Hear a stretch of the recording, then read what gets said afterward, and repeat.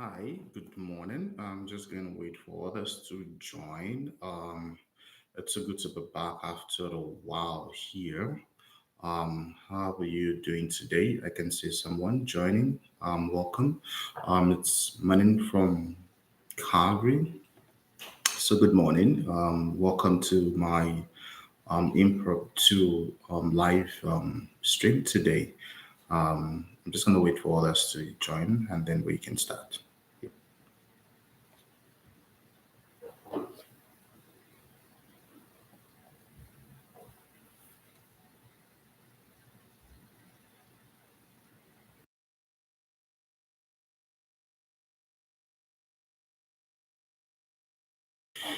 I think I can see 10 people.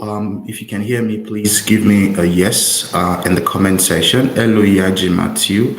Welcome on board. Good morning from here. Good day, Kende. Can you hear me?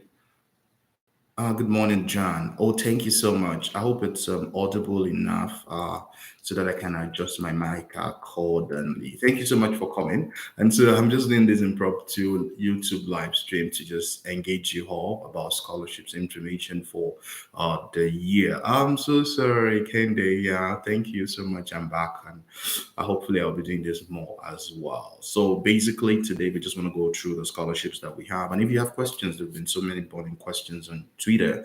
I'm asking you about scholarships information, how to get opportunities, or please drop it in the comment section and how we'll address it. Oh, I need information for KGSP scholarship.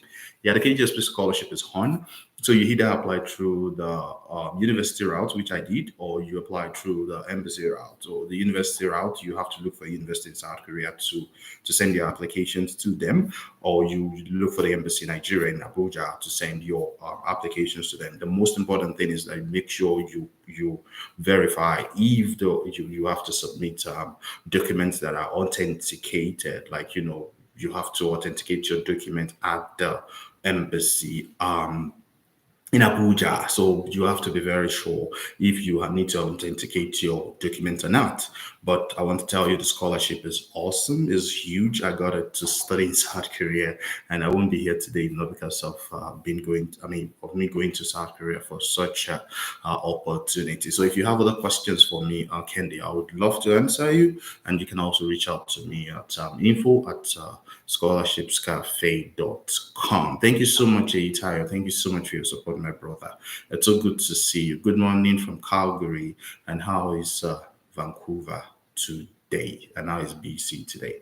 Yeah. So basically, I just want to address scholarships. If you have information, questions about scholarships, just push it in the chat box. I can answer you. Basically, we shared a lot of opportunities on Scholarships Cafe. If you are not a subscriber, please hit the subscription button on Scholarships Cafe. You have the opportunity to get all this information and scholarship delivered to your email address. In fact, I subscribe to like daily alerts from the perspective of a user, I want to be sure the futures are working. So please, if you haven't, subscribe to Scholarships Cafe. There's so many opportunities there. We have over 250 positions that are currently on the web application. So please go ahead and subscribe and check out those opportunities. You have the PTDF, which gives you opportunity to study in Europe. Like I know of one of my brother that just finished his PhD in France, and he was on the PTDF scholarship. And also you can get to study in South Korea. The GKS scholarship is currently on. It covers your flight, it covers your tuition, it covers your monthly stipend, it also covers your settlement allowance. When I tell people I left Nigeria with 16,000 naira, they were like, it's not true. It is true. You can do it. So please, Kende, you guys should apply for the scholarship. If you're looking for opportunities in public policy and international development, you have KDI in Korea. They offer free accommodation, they offer flights, they also offer tuition waiver, and you do your masters within 1 year. You can move to anywhere in the world. You don't have to wait till, oh, I need to get an opportunity in Canada before I can make the move. So please, this year I want you to be intentional. I want you to be deliberate about your goals. I want you to focus. And now that the situation of things in Nigeria is really bad, I want to encourage you, do not fall to the hands of scammers. Don't be too desperate. Relax, take a step backward, try to see what you can do better. If you've been experiencing rejections in your grad school application, I want to encourage you, please reflect on what might have been wrong, and see if it's your CV, if it's your personal essay, if it's your statement of purpose, if it's your recommendation letter. I would encourage you to please focus on getting them right. And specifically for recommendation letter, you want to get recommendation letter from people that knows you, from people that are your professors or your lecturers or your teachers. So please, be very sure about what you want. It's important to, when you think about JAPA, also think about a problem statement. Think about what makes you a qualified candidate for that role. Is there any scholarship for food science or dietetics? Yeah, basically, sometimes it's confusing when you look for scholarship for a particular field. Most of the scholarship MasterCard in South Africa that's currently on in Edinburgh, UBC was on MasterCard before, they do something related to food science as well. So if you think about the Korean government scholarship, you think about food science, you can also apply for those opportunities, in Korea or anywhere. So just check Scholarships Cafe. There's so many opportunities out there. But if you're looking for a particular field, like scholarship in agriculture, scholarship in food science, or dietetics, you might not really get. But most of the scholarships are like widespread, and importantly, you can also reach out to professors in your field to ask if they have opportunities for you. I think that possibly answers your question.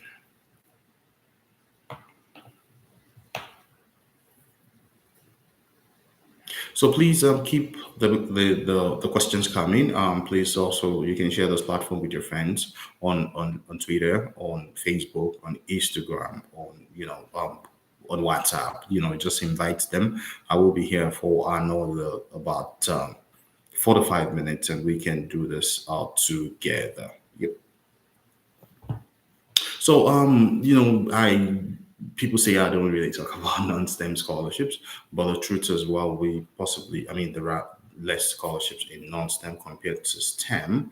I don't have a Telegram group, and I'm not planning to have a Telegram group. Sorry, Enoch Grith. If you want to check out the resources, please, just hop on to Scholarships Cafe on YouTube. There are tons of resources out there. There are also tons of resources on our page. You go to the resources page.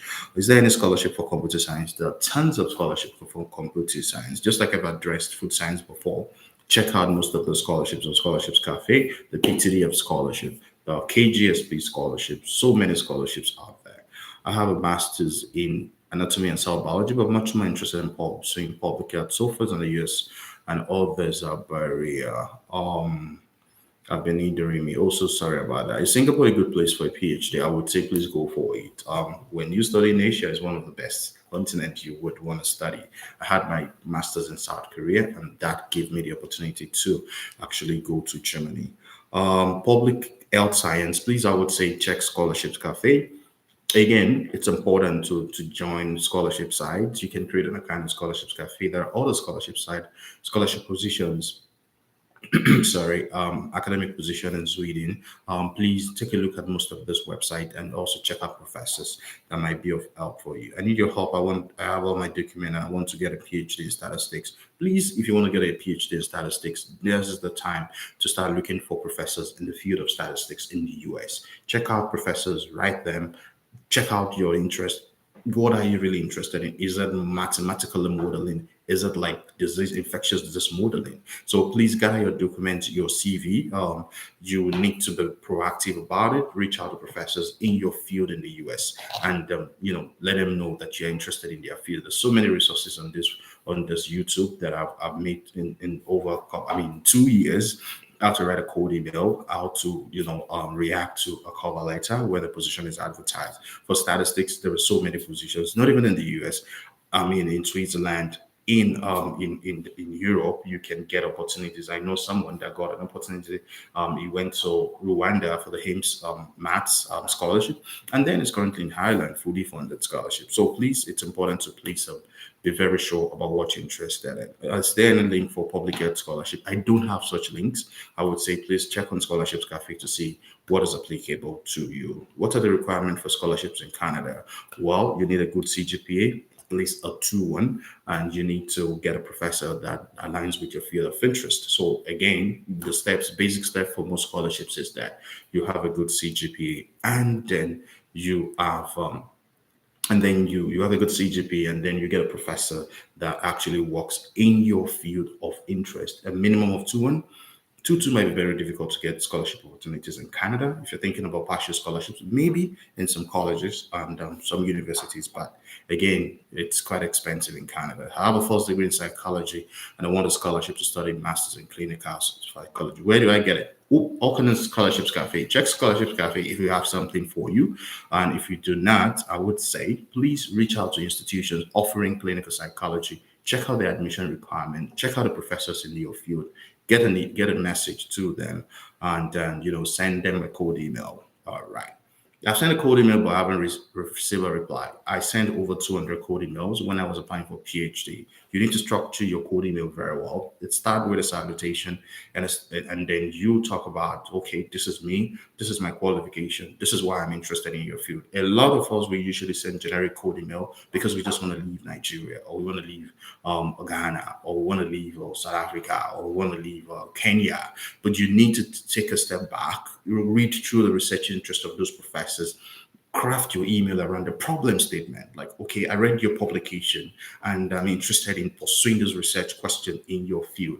Would you like to set up a virtual meeting? So you're not forcing them. You're trying to make sure that you recognize them, you appreciate them. Yeah. I have a problem with lecturers replying me. Check the content of your cold email. It starts from what you write. How do you address them? Dear Professor Igbala Jabi, not dear Professor Olumuyiwa Igbala Jabi. My name is this and this. I just finished my master's. My thesis project focused on this. I've published this number of papers. I came across your research interest, which aligns with my focus. Your research article on this actually is interesting and fascinating for me. I would love to further ask research questions about this and this and that. Would you avail an opportunity to have a conversation with you? As simple as that.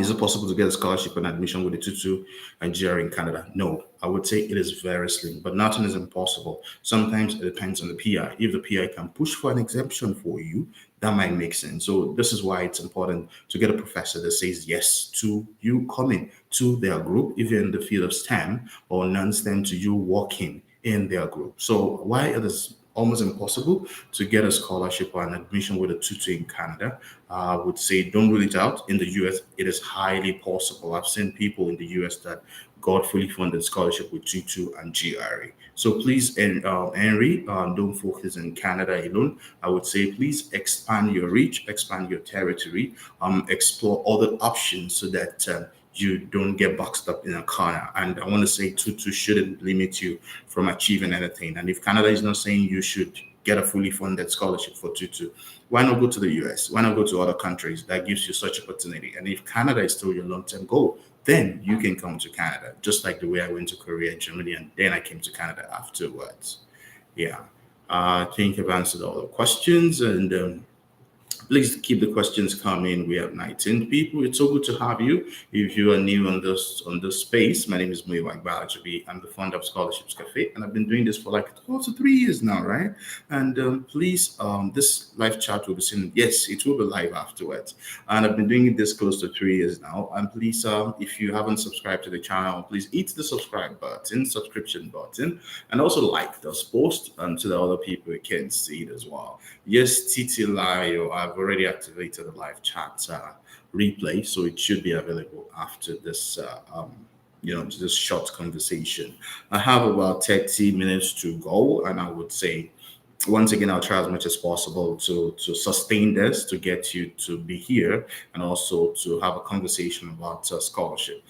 Basically, our mission at Scholarships Cafe is to make sure that everyone have access to inclusive quality education. And what do I mean by this is having access to scholarships. And how do you even get access to scholarship in the first place? Just to equip you with information, equip you with the right documents. And I want to say a big thank you to our sponsors that helped us to raise 2 million naira to pay for passport for candidates from Nigeria, Uganda, as well as from Ghana. We've been able to support 70 candidates to kind of process their passport this year. And last year we were also able to support 70 candidates, and a few of them are currently in different countries: US, South Korea, Germany, and a lot. And we want to do more, and that is why I'm saying, come be part of Scholarships Cafe. You can donate to Scholarships Cafe in any amount: $1, $2, $0.5 or thereabout. You can go to the web application. You can see the donate button. If you are led to donate, we do not force you to donate. What we currently do, we focus on helping you, and we do this as a voluntary service to the community. And we are so proud to see you succeeding. And we want to say we'll keep doing this. Nothing will stop us, even if it takes us to stand alone. Hello, doctor. Please, what are some of the precautions to take when an agent is applying for schools in Canada for you? Make sure you are involved in the process. Make sure you're involved in the process. Make sure you're involved in the process. I'm repeating it 3 times. Yeah. It's important to know what they are doing for you. Yeah. I'm sorry. I can remember you promised a video to explaining GKS. When is it coming? Please check the previous video on GKS that I made last year. I've been trying to make a new video for GKS, but I've been so busy. So please, so sorry about that. I will try as much as possible, maybe for the end of the week, and I'll push it out. Thank you. Please, can you help me to push for my passport in Nigeria? I went to the immigration. Please tag me on Twitter. I can help you tag the immigration service. I did that a couple of weeks ago, and the person got his passport. Bless you for the wonderful job. I have received a letter of acceptance from Ontario College of Management. Can you help me with the loan? I don't know about loans. I am very careful with encouraging people for student loan because you really don't know what is applicable when you come to Canada. It's not as rosy as it is the way they portray it. I'm currently in Nigeria. I've been trying to process my passport. It's taking forever. This is my third month. Please, what do I do? I would say you should tag the Nigerian Immigration Service on Twitter. Please, you can tag me as well. I can help you tweet it, and I'm sure they always respond, especially when they see that the traction is getting more than what they can entertain. Yeah.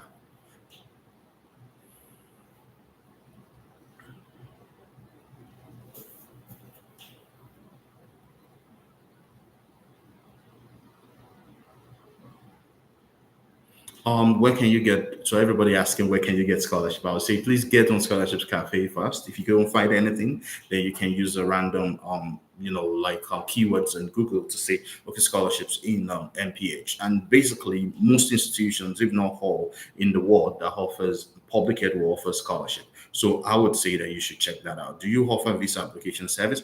I do not, Henry, unfortunately, but I can recommend A3 Immigrations for you.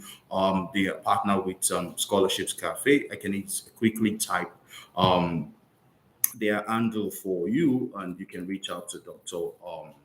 Akimbade. You can check them out on Twitter, and you can also check them out on Facebook. I can check the Twitter for you if you wouldn't mind. But you can just check A3 Immigration, or you send a message to me at info at scholarshipscafe.com. For everyone asking about scholarships, I would say please check out scholarshipscafe.com.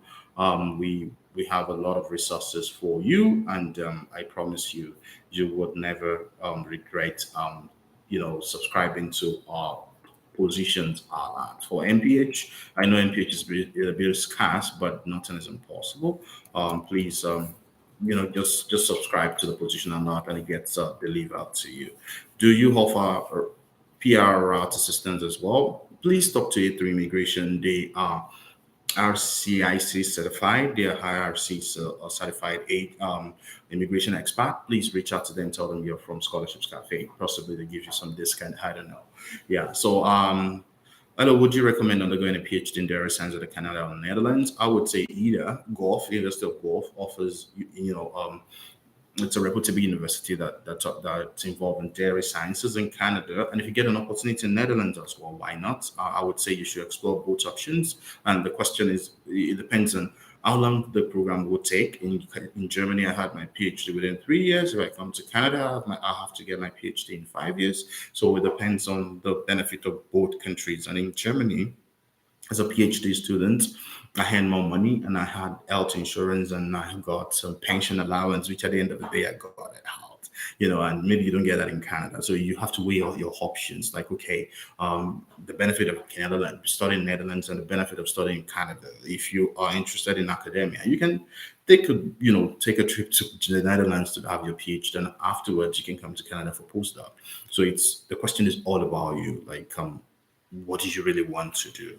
Yeah, so that's it. Those writing GRE and IELTS as an application. If the person has a T2 and very little research experience, please, research experience is very important. GRE does not replace research experience. IELTS does not replace research experience. So if you do not have the right research experience, I would say look for a research lab around you and apply there to go volunteer. Or if it's a non-STEM, look for institutes around you and go there, get the necessary research experience. I would say having a GRE and on IELTS do not replace research experience. I have a 3.2 in my BSc for medical science. Is it advisable to go for MPH to boost my chance of landing a fully funded program in the US or Canada? That is a bit tricky for me. The question is 3.2 on what? Is it 3.2 over 4 or 3.2 over 5? So maybe if you give more clarification, then I can try to chime in some information. Would you advise to get a master's degree in my own country before coming to Canada? Please, if you have a high CGPA, most institutions in the US and Canada, they offer a direct PhD opportunity for you. If you have a first class or you have a strong CGPA or a 2N, I would say, please, that's great. Bryce, I'll get back to you. I would say, please go ahead and apply for a direct PhD program. But if you think it would be okay to get a master's, because Canadian universities don't really offer a lot of direct PhD programs like in the US, then maybe you can take a master's in your own country. I had a master's in Nigeria before I went to South Korea for another master's. It gives you a kind of a research experience which might actually help you in your application process. So 3.2 out of 4 is huge. I would say that is like a 2-1. I would say, is it advisable to go for MPH? I might not be the best person to advise you based on MPH. I wanted to go for MPH when I was in UI in Ibadan, and I was advised because it's a professional course. But again, I've seen a lot of people with professional master's program that eventually landed a PhD. So I would say it depends on the university. Why not check out the requirements of these universities? Ask questions from the graduate coordinator, and you can be tailored to the right path. Yeah.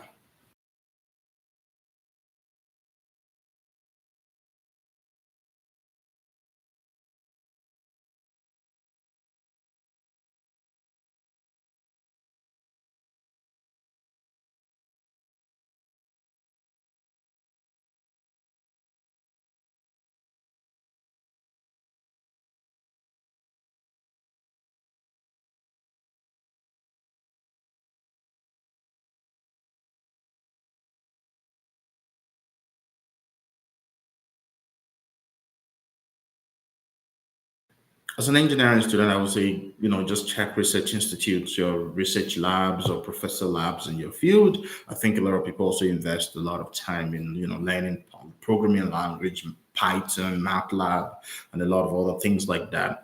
It could help you in the application or process. Yeah. Hope that answers your question.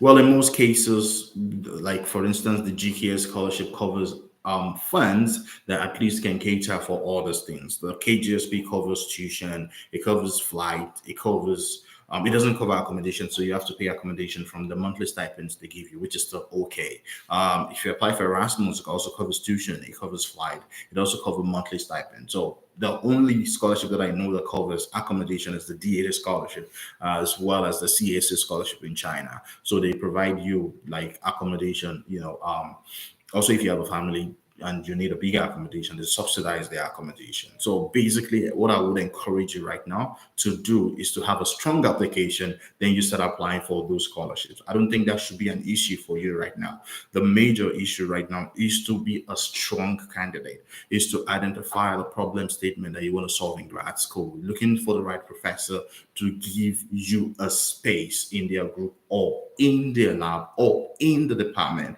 And when it comes to scholarships, even professors sometimes, if you are being recruited by a professor scholarship, they even reimburse your flight ticket. So I think the most important thing is to focus on you having the right, documents, you having the right essay, you having the strong documents to pursue grad school. So I would say, please relax about accommodation, relax about tuition. I was on the GKS. I didn't pay a dime for tuition. I didn't pay a dime for flight. I paid for my accommodation out of the stipend they gave me monthly, which was actually more than enough. Yeah. So please take away your take all the stress out of the fact that, oh, I have to pay for accommodation. How do I even go about the scholarship? How do I apply? The most important thing is, relax your mind, go through those documents thoroughly, step by step. Watch videos online. I've made a few videos about how to apply for scholarships or tutu, people with HND, and in most cases, you don't even have to, do a West evaluation. If you have an HND, there's some schools in the US that they have their internal evaluation, and then if you apply, you get into it and you get a fully funded scholarship. Did you say GKS scholarship? Yes, I said GKS scholarship. Does having a research experience help with admission when you have a tutor with GRE? Yes, 100%, Henry, it helps. So please acquire the necessary research experience. I know someone, even without a tutu, even without a GRE, he had two fully funded scholarship in China with tutu. So please have the right research experience, write papers, partner with your friends, write review articles, talk to your professors, and just get those necessary documents out there and those strong documents. I'm currently in Canada. I have a PhD in computer science from Nigeria. I want to switch my career to public health. How best can I do this? I'm looking for research volunteer positions. You can check on Indeed, you can check on LinkedIn, you can volunteer, and maybe that would be the best shot for you. And you can look at the cross changing to public health. I really don't understand that part because there's always a crosstalk between computer science and all the field of science and one another. So you might just need to maybe take some short courses on public health related field, and then just volunteer with some organizations that are working in the field of or in the area of public health, and then you can basically be better. I think there are job opportunities with all those job agencies. You can talk to them and tell them you're looking for volunteer positions. I know when I was in BC, I applied for volunteer position in BC Cancer.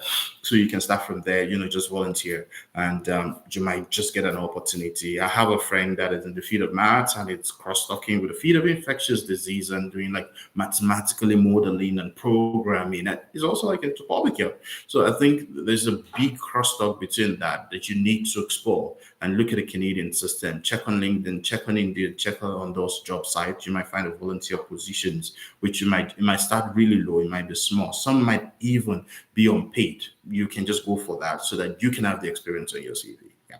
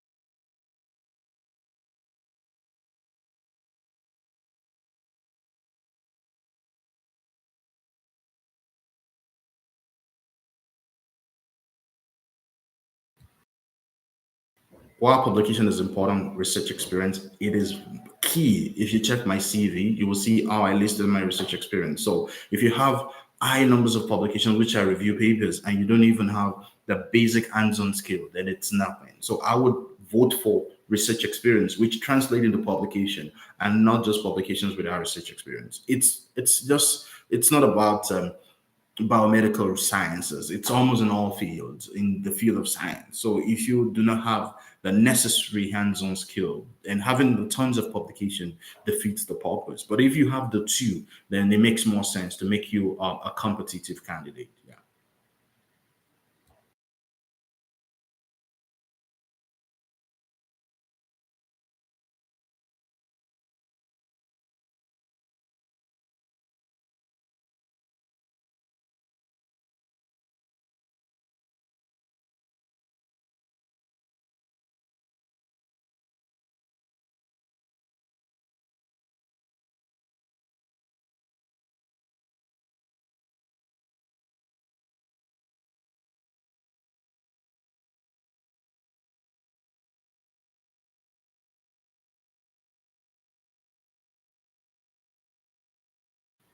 So I think on this note, I possibly need to log out. And thank you so much, everyone, for coming today. I know it's a bit late in Nigeria or in Ghana, wherever you are right now. It's 11:08 a.m. Calgary time. Join me again, maybe before the end of the week. I'll try as much as possible to push out the video and how to apply for GKS. I know a lot of people are having difficulties in even assessing the application. So I'll try as much as possible to get a video out and explain how you can apply for the scholarship in Korea. And it's not the Korean government scholarship is just one part. There are other scholarships in South Korea that you can apply. For the KDI Institute of Development in Daejeon offers scholarships for non-STEM. You might want to check that out if you're interested in intellectual property. That might be something good for you. I've got a BA Political 0.8 out of 4. But I want to switch fields, looking at international business. Okay, yeah, I think it's important to see where your strengths are. And the question is, are you switching field from political science to international business?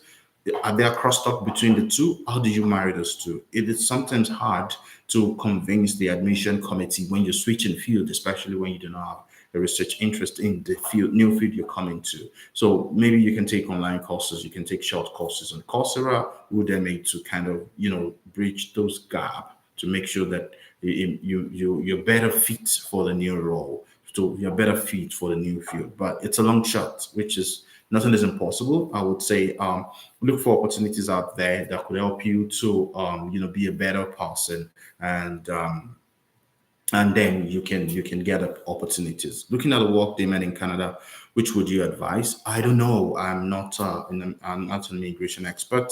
I cannot provide advice on which field it's profitable in Canada. I would say it's all about you. You have to focus on what makes you happy. Look at the market yourself. Make the research. Thank you.